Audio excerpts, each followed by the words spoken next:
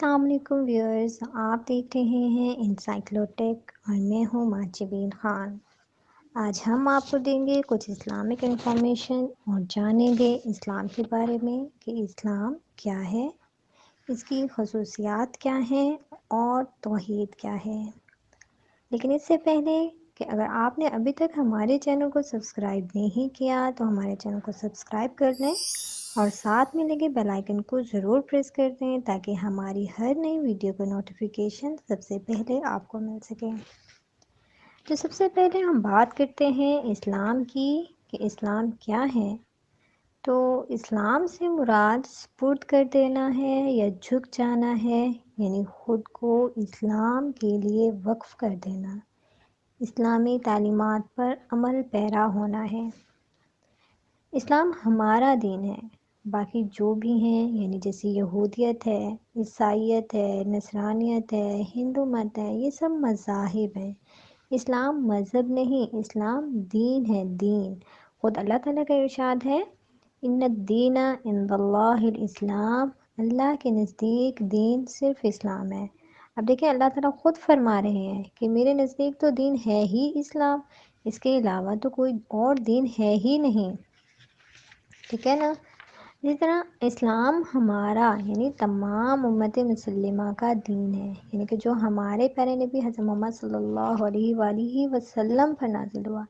ہمیں فخر ہونا چاہیے کہ ہم مسلمان ہیں، اللہ تعالیٰ نے ہمیں مسلمان بنایا، اسلام کو ہمارے لیے پسند کیا۔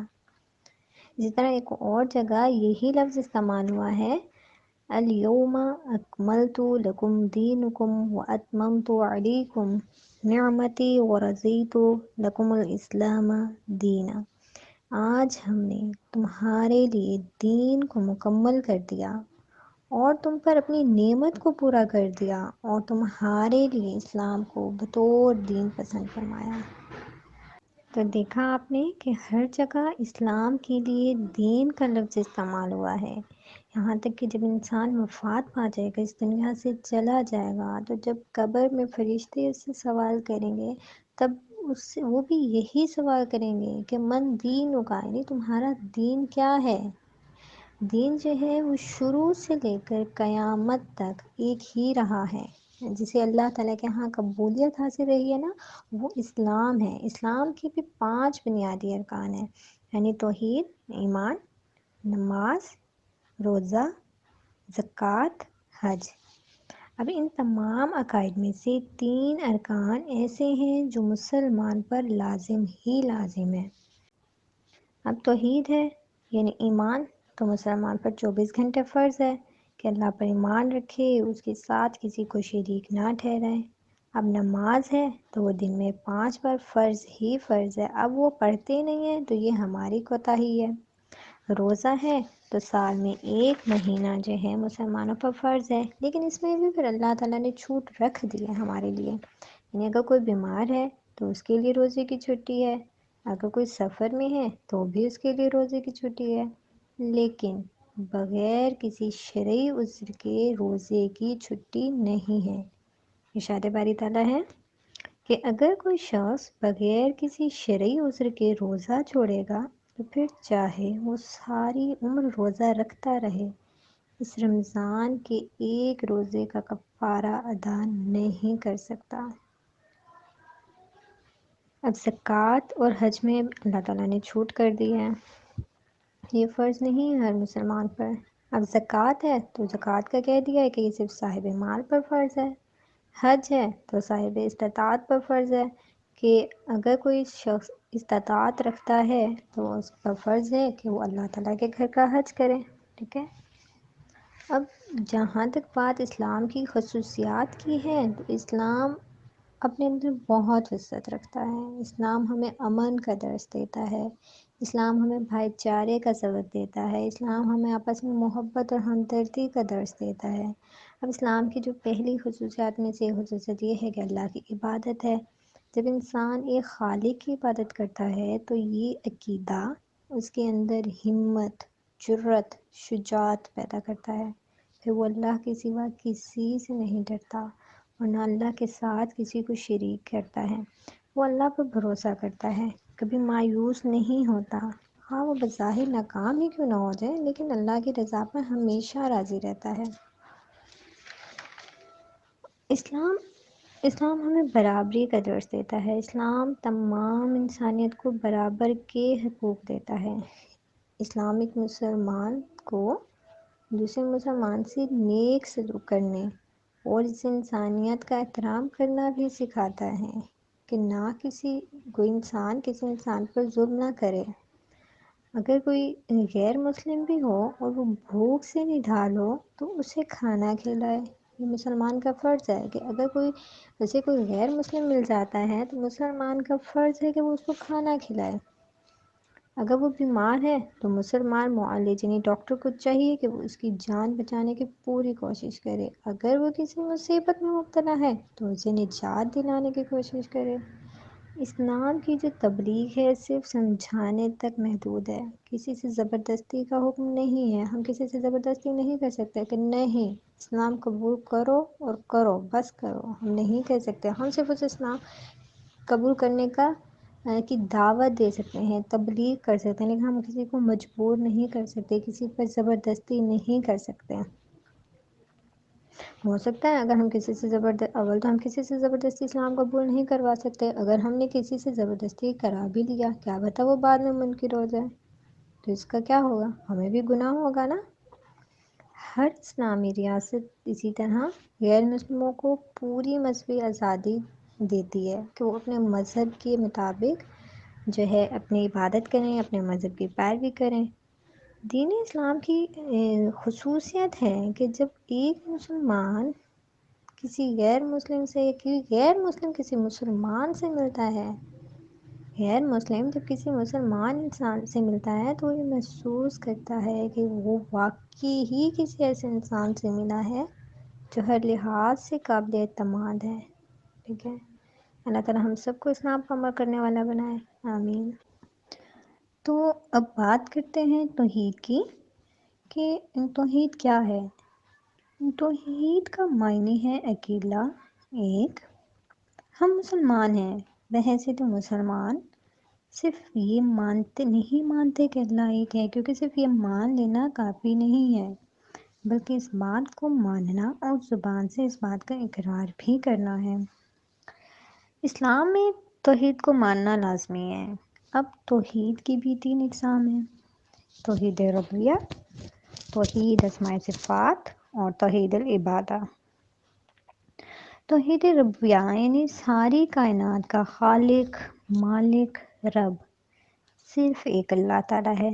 ہر چیز اس کائنات میں جو کچھ بھی ہے اسی کا بنایا ہوا ہے اور ہر چیز کو اسی کی ہی ضرورت ہے، لیکن اس ذات کو کسی کی ضرورت نہیں ہے۔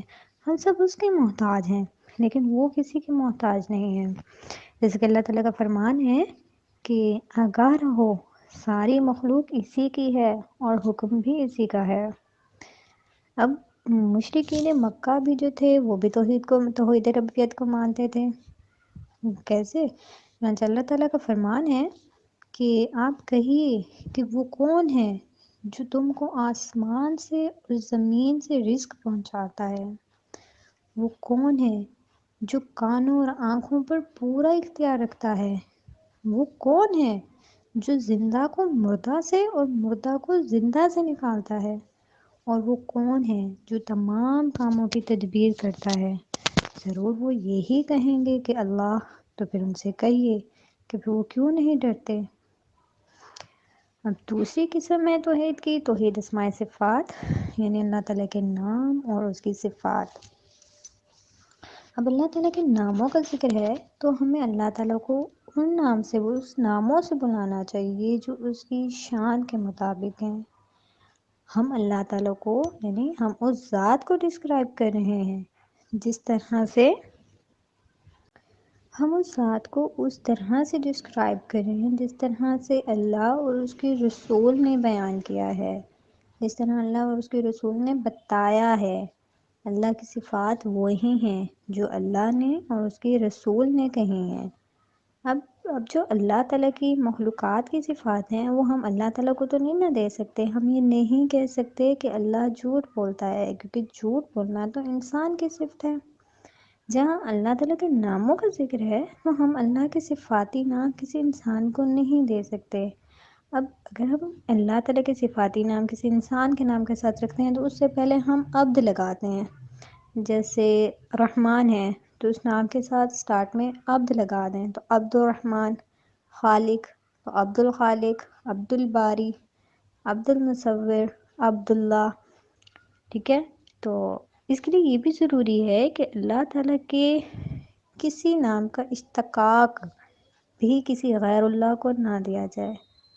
جیسے کہ مشرکین مکہ تھے تو انہوں نے اللہ تعالیٰ کے اسم مبارک جیسے اللہ سے اللات ایک نیا نام نکال لیا، اسی طرح عزیز سے انہوں نے عزا کا نام مشتق کر دیا۔ امام ابن قیم رحمۃ اللہ علیہ فرماتے ہیں کہ جو اللہ کے اسماء و صفات اور افعال کے ساتھ اس کی معرفت حاصل کرتا ہے تو اللہ تعالیٰ لا محالہ اس سے محبت کرے گا۔ اب توحید العبادہ، توحید العبادہ کیا ہے؟ یعنی اللہ تعالیٰ کی عبادت۔ ہمیں صرف اللہ تعالیٰ کی عبادت کرنی چاہیے، اس کے علاوہ کسی کی عبادت نہیں کرنی چاہیے، ٹھیک ہے۔ کسی کو اللہ تعالیٰ کی ذات کے ساتھ شریک نہیں ٹھہرانا چاہیے، یعنی کہ اللہ تعالیٰ ہی ہر قسم کی عبادت کا مستحق ہے۔ کلمہ لا الہ الا اللہ کا معنی اور تقاضا ہی یہی ہے، اور یہی تو انبیاء کرام علیہ السلام کی اصل دعوت ہے۔ حضرت نوح علیہ السلام، حضرت ہود علیہ السلام، حضرت صالح علیہ السلام، حضرت شعیب علیہ السلام، حضرت ابراہیم علیہ السلام، حضرت موسیٰ علیہ السلام، حضرت عیسیٰ علیہ السلام کی دعوت کیا تھی؟ یہی تھی نا کہ ایک اللہ تعالیٰ کی عبادت کرو۔ اللہ تعالیٰ کا فرمان ہے کہ آپ سے قبل ہم نے جس رسول کو مبعوث کیا اس کی طرف یہی وحی کی کہ نہ میرے علاوہ کوئی معبود نہیں، کہ بس صرف اور صرف میری ہی عبادت کرو۔ اب جو اللہ کے علاوہ کسی اور کی عبادت کرے گا اور کسی اور کو شریک کرے گا تو گویا وہ شرک کرے گا، اور شرک کرنے والا مشرک کہلاتا ہے۔ حضرت عبداللہ بن مسعود رضی اللہ تعالیٰ عنہ سے روایت ہے کہ رسول اللہ صلی اللہ علیہ وسلم نے فرمایا، جو شخص اس حال میں فوت ہوا کہ وہ اللہ کے سوا کسی کو شریک ٹھہراتا ہو تو وہ آگ میں داخل ہوگا۔ حضرت عبداللہ بن مسعود رضی اللہ عنہ کہتے ہیں کہ جو شخص اس حال میں فوت ہوا کہ اللہ کے سوا ساتھ کسی اور کو شریک نہیں ٹھہراتا تو وہ جنت میں داخل ہوگا۔ اللہ کی ذات میں کسی کو شریک کرنا شرک ہے، اور شرک تو بہت بڑا گناہ ہے، جیسے قرآن پاک میں بھی ہے، ان الشرک لظلم عظیم، بے شک شرک بہت بڑا گناہ ہے۔ یہ ایک ایسا گناہ ہے جسے نہیں بخشے گا اللہ تعالیٰ، اس کے علاوہ جو گناہ ہوں گے جو وہ چاہے گا بخش دے گا۔ مشرک کے سارے اعمال ضائع ہو جائیں گے، پھر چاہے اس نے روزہ رکھا ہو، حج کیا ہو، اللہ کی راہ میں مال خرچ کیا ہو، نمازیں پڑھی ہوں، لیکن اگر اس نے شرک کیا تو اس کے سارے اعمال برباد ہو جائیں گے۔ ابو موسیٰ اشعری سے روایت ہے کہ آپ صلی اللہ علیہ وسلم نے ہمیں خطبہ دیا اور فرمایا کہ شرک سے بچو، کیونکہ اس کی آہٹ چونٹی کی آہٹ سے بھی ہلکی ہوتی ہے، پتہ بھی نہیں چلتا اور انسان شرک میں مبتلا ہو جاتا ہے۔